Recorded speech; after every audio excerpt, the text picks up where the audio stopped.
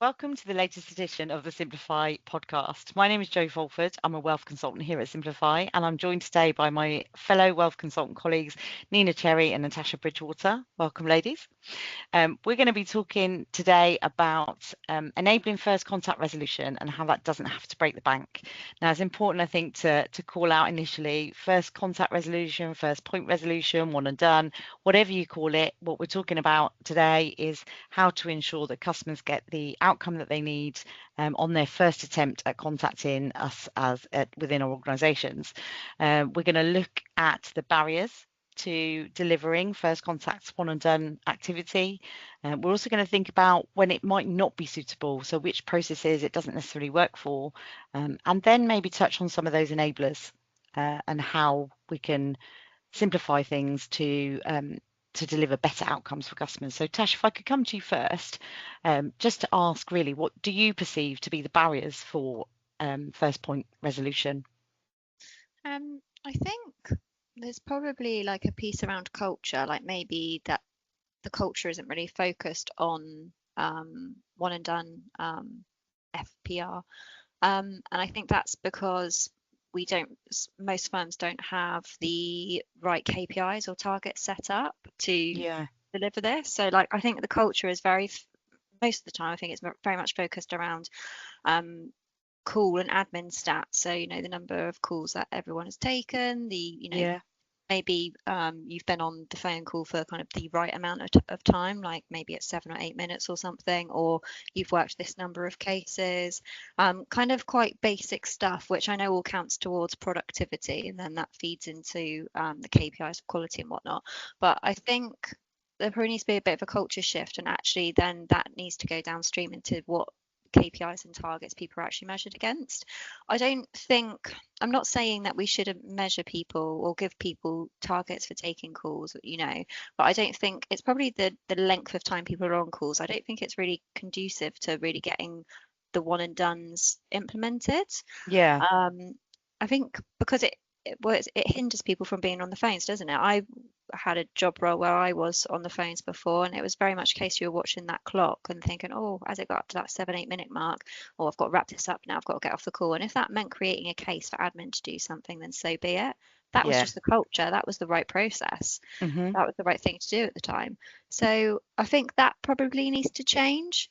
And I think people need to, those targets that people have should really set people up for wanting to take time on calls and to Yeah, really listen to the customer, yeah, hear their story, understand what it is that they want, so you can get the right outcomes. First of all, yeah. that's really important. We're all talking about outcomes and consumer duty. That's really important. But Mm, then, and advisors can get that request done and executed whilst they're on the phone. yeah, They've got the time. They don't have to get off the call and rush to answer another call.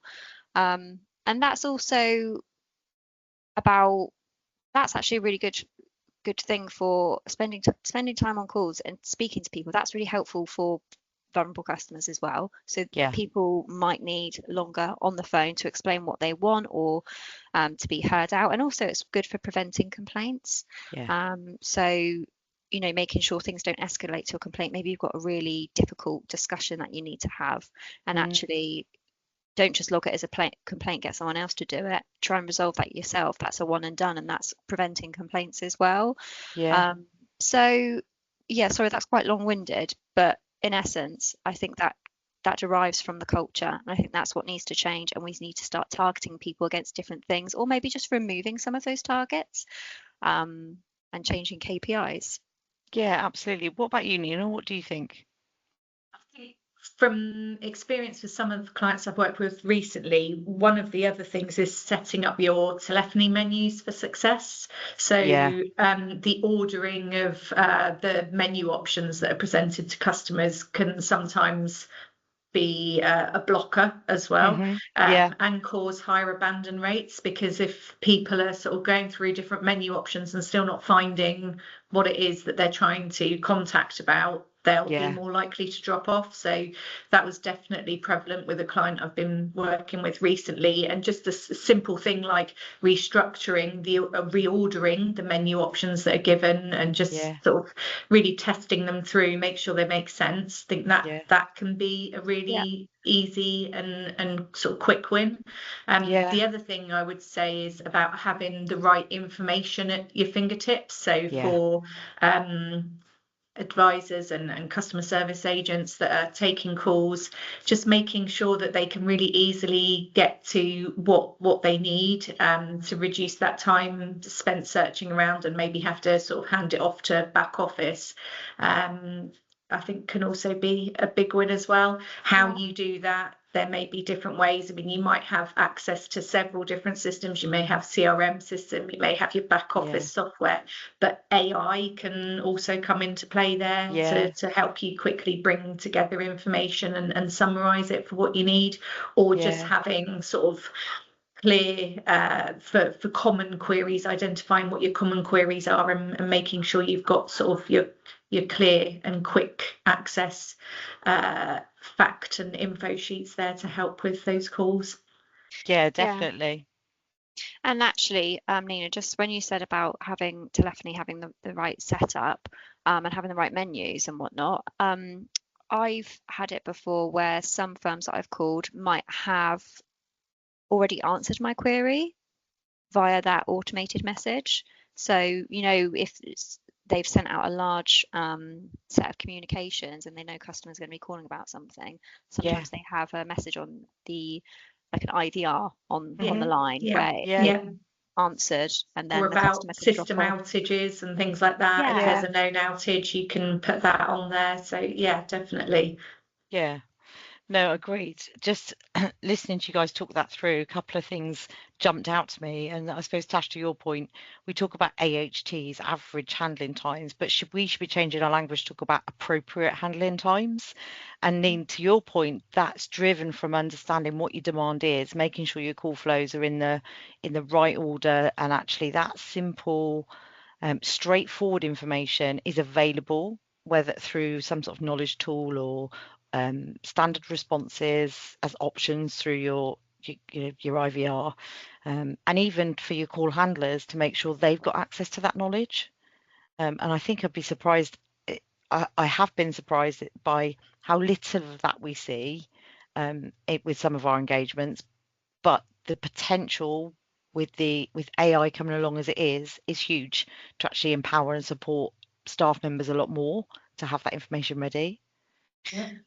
That's interesting, actually, that you said that, Joe, because it just made me think, so we call them average handling times, and maybe they should be appropriate handling times. I just wonder if, off the back of Consumer Duty, if people might have gone and looked at their average handling time, and maybe like should they be elongated? Has anyone changed them and thought actually is 7-8 minutes true. appropriate? Just wonder if anyone has done a review like that against Consumer Duty. I know with clients that I've worked with in the past, it's a case of what's the type of query. So some pensions discussions might take longer than evaluation, for example. So the appropriateness of the call type will drive the expected handling time for that call. I personally am a huge fan of KPIs. I know that's going to go against the grain and people will be like, abolish them. But I think they give a good structure to certainly in a call handling environment where the agents know what's expected, they can manage their time. There's usually time baked in wrap or after call that allows them to capture any root cause notes and things like that, which are really, really, really important, because if you want to get this right, that analysis of your demand and making sure you understand why people are contacting you, identifying then those interventions you can put in place to maybe remove some of that demand if it's failure demand, or to empower your people to know more so they can handle things at first point, is really important. So I am a fan of KPIs, but I think they have to be appropriate, definitely. Yeah, I agree, definitely. Yeah. So just flipping that on its head then, there's bound to be times when first point resolution maybe isn't appropriate. What are our thoughts on the things that we shouldn't be looking at when we're trying to re-engineer, if you like, our contact approach? Yeah, there's always going to be times when you're getting more complex queries. So they're going to need more time spent on them, take them away, do the appropriate amount of investigation into them, whether that be complaints or any other type of inquiry. Yeah, So it's never going to be a one size fits all. yeah, So I think that's sort of about having a clear strategy in place with guidelines that everybody understands, so that you can go through a bit of a triage level process up front, and you know which types of queries or complaints, whatever they might be, are readily sort of there to be resolved straight off, and which ones it's more appropriate to spend more time on, potentially have a handoff to another team. So obviously that's more likely to be where there's complexity built in, but it's making sure that you don't just try and employ a sort of one size fits all to everything, because you need to have guidelines and a framework in place for handling those types of inquiries. yeah, absolutely.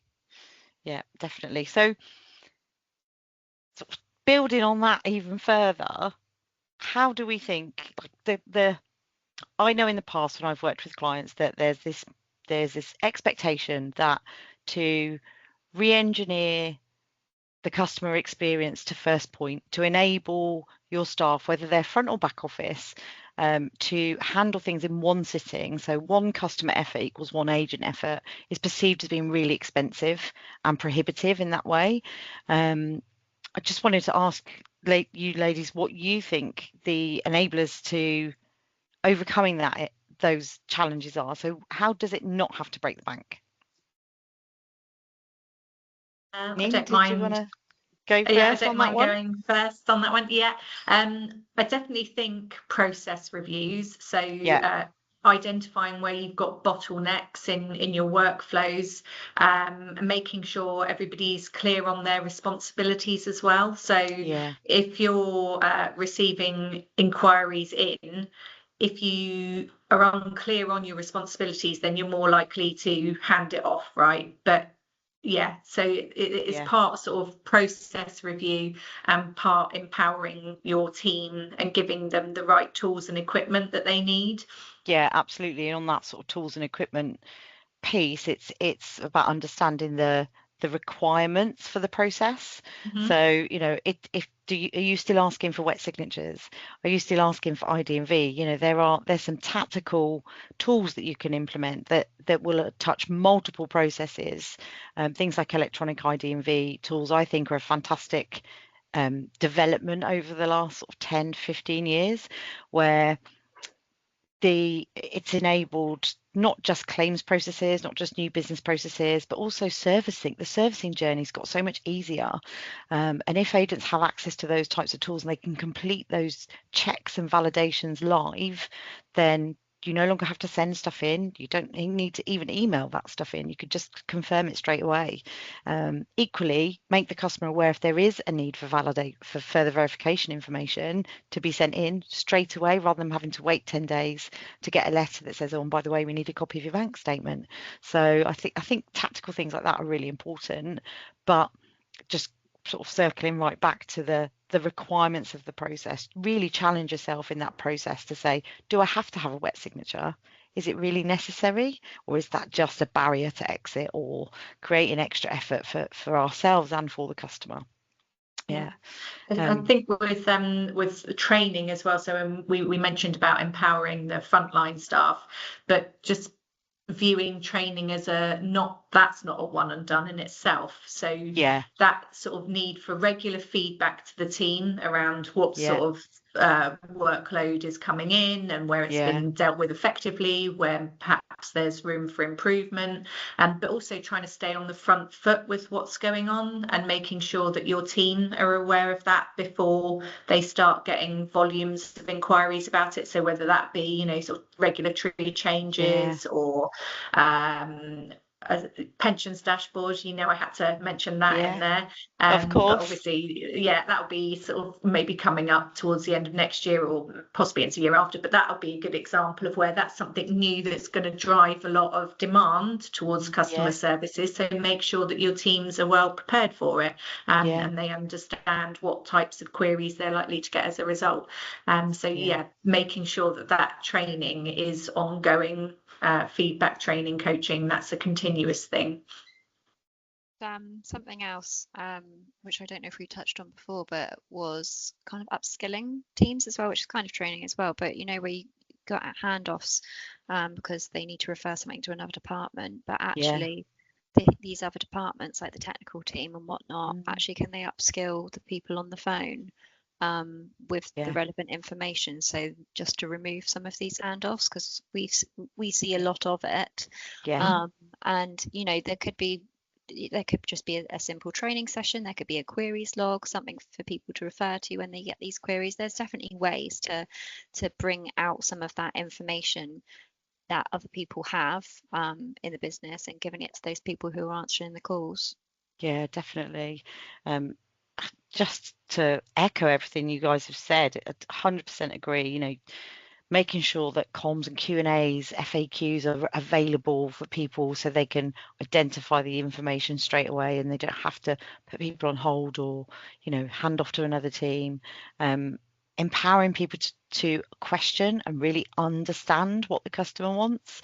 Back to what you were saying in the beginning, Tasha, around, you know, taking the time to fully understand what it is the customer needs from the reason why they've contacted you in the first place is really, really important. And Neen, I think, did you want to add something else? Yeah, I was just saying, obviously making FAQs and everything available to the customer service agents, but also making it available via other channels to the customers themselves. So giving them other channels that they can access information and maybe answer query is also another one. But I was also going to say, you mentioned about breaking the bank. So obviously we're looking at cost effective ways of doing it. But whilst there might be costs associated with taking a little bit longer with speaking to the customer on that first point of contact, that needs to be weighed up against the cost savings or the intangible sort of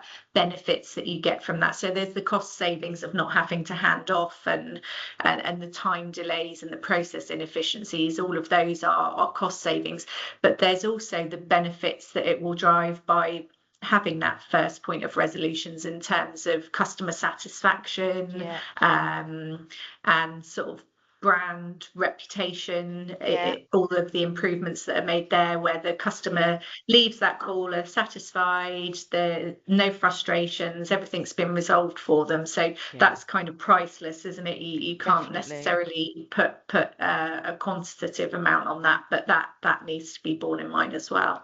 And you're right, where you talk about like the extra touch points that the back office administration have, you've then got the potential for increased failure demand, so repeat callers, chasers, all of that goes away.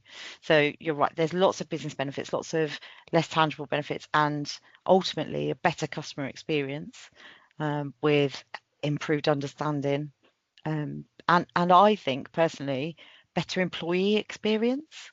You know, I've worked the phones and been sort of when you've got hundreds of calls queuing or there's something's gone wrong and it's really pressurized, and to be able to resolve that query yourself gives you a much better sense of achievement than having to hand it off to somebody else and hoping that it gets done, doesn't get lost or something doesn't go wrong.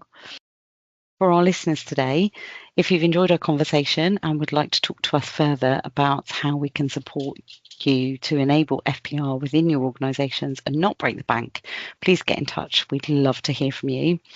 And finally, thank you, Nina and Natasha, for joining me and sharing your insights. And thank you to everybody for listening, and look out for the next Simplify podcast.